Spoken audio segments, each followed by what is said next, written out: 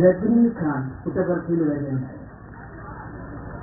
ഭഗവാന്റെ വിദ്യാർത്ഥികൾ കാലത്തെ പറഞ്ഞ സ്വാമി വൈകിട്ട് രജനീകാന്ത് വരുന്നുണ്ടോ എന്ന് ചോദിച്ചപ്പോ സ്വാമി തമാശക്ക് അവരോട് കൈകൊണ്ട് കാണിച്ചു. എന്റെ സഹോദരനോട് ഇരിക്കുമ്പോ സ്വാമി പബ്ലിക്കിന് കാണിക്കുന്നുണ്ടാവും വ്യവഹാരം എന്ന് ഞാൻ ഓർക്കുന്നു.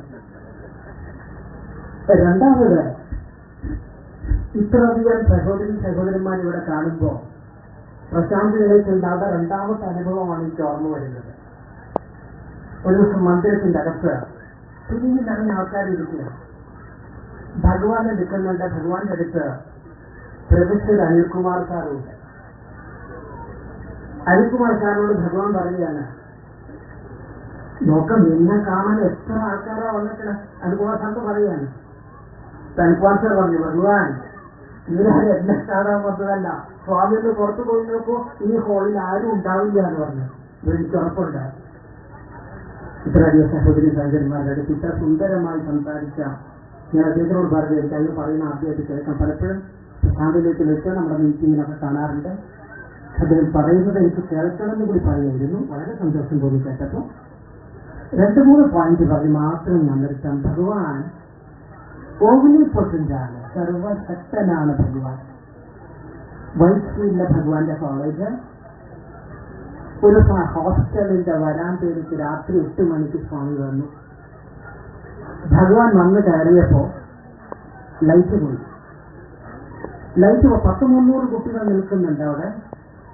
ഒരു കുട്ടിയുടെ അടുത്ത് പോയിട്ട് സ്വകാര്യത്തിൽ ഭഗവാൻ ചെവിയിൽ പറഞ്ഞു, കൈ കാണിക്ക്, ഈ ലഡ്ഡു എടുത്തോളൂ, ബാക്കിൽ കൈ കെട്ടി നിന്നോളൂ, ആരെയും കാണിക്കണ്ട, ആർക്കും കൊടുക്കണ്ട.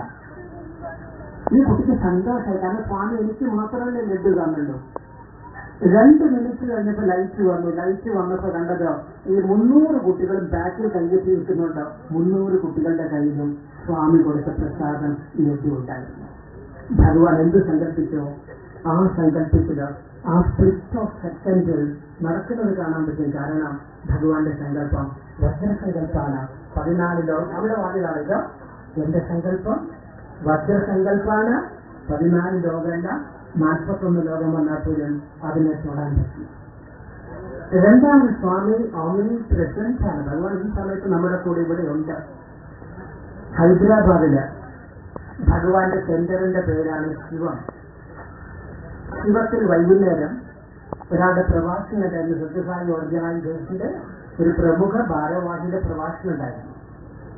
ഈ പ്രഭാഷണം അദ്ദേഹം പുട്ടപർത്തിക്ക് പുറപ്പെട്ടു പ്രശാന്തിയിലെത്തി. വൈകുന്നേരം ദർശനത്തിൽ ഇരിക്കുമ്പോൾ ഭഗവാൻ വന്നപ്പോൾ സ്വാമിയോട് പറഞ്ഞു, സ്വാമി ഇന്നലെ ഞാൻ ശിവത്തിൽ സംസാരിച്ചു. ഭഗവാൻ പറഞ്ഞു, ഞാൻ കേട്ടു എന്നൊക്കെ അത്ഭുതമായി. ഇദ്ദേഹം സ്വാമി കേട്ടു, ഞാൻ കേട്ടു. ഭഗവാൻ രണ്ടാമത് പറഞ്ഞു, പ്രസംഗത്തിന്റെ അവസാനം നീ എന്തിനാ സ്പീഡ് കൂട്ടിയേ നോക്കൂ. സ്പീഡ് കൂട്ടിയേ നോക്കിയിട്ട് പലരും പറഞ്ഞു, സ്വാമി ബസ്സിന്റെ സമയമായതുകൊണ്ട്, ഹൈദരാബാദ് പുട്ടപർത്തി ബസ്സിന്റെ സമയമായതുകൊണ്ട് എനിക്ക് സ്പീഡ് കൂട്ടണ്ടു. ഭഗവാൻ ഓംനി പ്രസന്റാണ്, സർവവ്യാപിയാണ്, എല്ലാ സ്ഥലത്തും ഭഗവാൻ ഉണ്ടായിരിക്കും. സ്വാമി ഓംനിസെന്റാണ്, എന്തും ഭഗവാൻ അറിഞ്ഞുകൊണ്ടിരിക്കുന്നുണ്ട്. ഭഗവാനെ മറയ്ക്കാൻ ആർക്കും സാധ്യമല്ല. എല്ലാം സ്വാമിക്കറിയാം. ഈ 3 സത്യങ്ങൾ മനസ്സിലാക്കിയാൽ മതി. സ്വാമി ഓംനിപ്രസന്റാണ്, ഓംനിസെന്റാണ്, ഓംനിപ്രസന്റാണ്. കോട്ടത്തനെ കുറിച്ച് വാക്ക് പറഞ്ഞാൽ നിർത്തുകയാണ്. ഓരോ സ്ഥലത്ത് പോയാലും ആ സ്ഥലത്തിന്റെ പേരിൽ എന്തെങ്കിലും ഒരു അർത്ഥം കണ്ടുപിടിക്കാൻ ഞാൻ ശ്രമിക്കാറുണ്ട്. കേരളം മുഴുവൻ പോണ സമയത്ത് കോട്ടാത്തനെ കേട്ടപ്പോൾ എനിക്ക് തോന്നിയത് ഇവിടെ ഒന്ന് കണ്ടപ്പോൾ സുന്ദരമായിരിക്കുന്നു.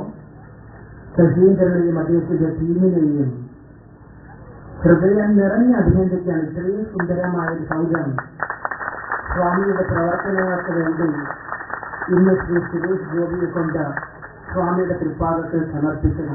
ഒരു കാര്യം ഉറപ്പാണ്, ഞാൻ സത്യസായി സംഘടനയുടെ പ്രവർത്തകൻ എന്ന നിലയിൽ ഇവിടെയുള്ള പ്രവർത്തകരെ കുറിച്ച് എനിക്ക് അഭിമാനം തോന്നുന്നു. വിവാഹ സദ്യകളിൽ പോയി ഭക്ഷണം വിളമ്പിക്കൊടുത്ത് അതിൽ നിന്ന് കിട്ടുന്ന വരുമാനം പോലും ഇവിടുത്തെ എനിക്ക് നേരത്തെ അറിയാമായിരുന്നു ഇത്. പക്ഷെ ഒരിക്കൽ കൂടെ ശശീന്ദ്രൻ അത് പറഞ്ഞപ്പോ സത്യം പറഞ്ഞാൽ ഭഗവാന്റെ പ്രവർത്തകരെ കുറിച്ച് അഭിമാനം തോന്നുന്നു. വീണ്ടും ഞാൻ നിങ്ങളെ അഭിനന്ദിക്കുകയാണ്. സ്വാമിയുടെ അനുഗ്രഹം ഉണ്ടാകുന്ന കാര്യത്തിൽ യാതൊരു സംശയമില്ല. കോട്ടാക്കലയെക്കുറിച്ച് ഒരേ വാക്ക് മാത്രം, കോട്ട പോലെ സുരക്ഷിതമാണിത്. കോട്ടയ്ക്കകത്ത് സുരക്ഷിതത്വമല്ല, ഇത് സ്ഥലം ഉയർത്തി നിൽക്കുന്നുണ്ട്. എനിക്ക് തോന്നുന്നു എല്ലാവരോടും പറയുകയാണ്, ഈ സ്ഥലം കോട്ട പോലെ സുരക്ഷിതമുള്ളതാണ്. അതുപോലെ തന്നെ പറഞ്ഞ സ്ഥലം ഉയർത്തി നിൽക്കുന്നു. കോട്ടാക്കല സത്യസായി സമിതി ഹാൾ, സുരേഷ് ഗോപി സമർപ്പിച്ച ഈ സമിതി ഹാൾ ഇവിടെ വരുന്ന എല്ലാവർക്കും പ്രകാശം കൊടുക്കാനായിട്ട്, ഈ നാട്ടിന് അനുഗ്രഹമായി തീരാനായിട്ട് തികച്ചും ഉതകട്ടെ എന്ന് എന്റെ എല്ലാമായ സ്വാമിയോട് പ്രാർത്ഥിച്ചുകൊണ്ട്, എന്റെ എല്ലാ സഹോദരന്മാർക്കും ഭഗവാന്റെ അനുഗ്രഹം ഉണ്ടാവട്ടെ എന്ന് പ്രാർത്ഥിച്ചുകൊണ്ട്, എന്റെ എല്ലാ വാക്കുകളും പൂജാപുഷ്പങ്ങളായി എന്റെ സ്വാമിയുടെ പാദത്തിൽ സമർപ്പിക്കുന്നു.